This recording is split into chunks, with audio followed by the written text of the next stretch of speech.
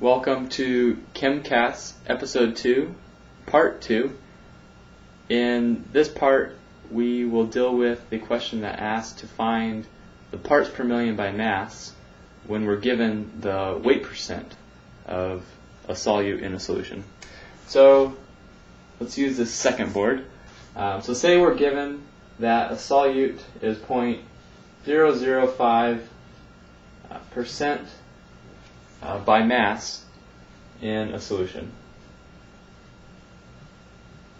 And we know that our equation for weight percent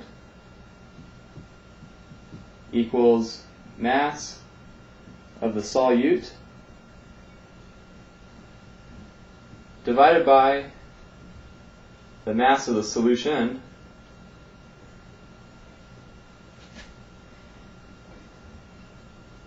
times 100. And remember, mass of solution is solute plus solvent. Won't come into play in this question, but in a lot of these questions dealing with molarity and molality, keep in mind if it's the mass of solution or mass of solvent, because it will make a difference.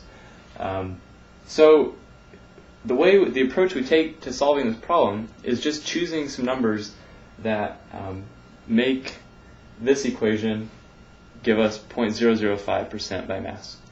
So 0.005%, let's make it easy on ourselves and choose 0.005, and we can choose any units of mass, let's say grams, divided by 100 grams of solution.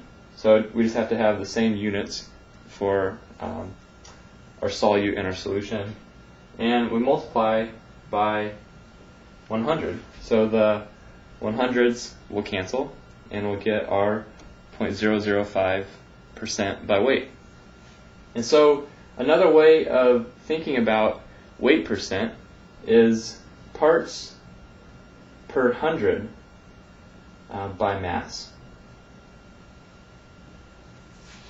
And this isn't really a common way of thinking of weight percent, but I think it really helps make the leap to parts per million. So parts per million, you might guess, instead of multiplying by 100, we just multiply by 1 million. So let's say we want, instead of parts per 100 by mass, we want parts per million by mass, which is what the question asks for. So we just need to multiply by 1 million, so we need to add a few zeros.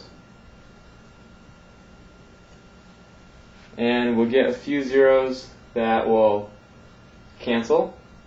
So we have 0.005 times by 10,000. And we just need to move the decimal place over 4 spots, right? So 1, 2, 3, we have 4, so we have an extra, we have to add a 0, and that gives us 50 ppm, and that would be the answer.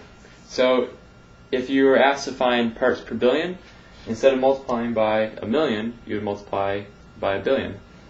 Parts per thousand, multiply by 1,000. So kind of a, once you know that trick,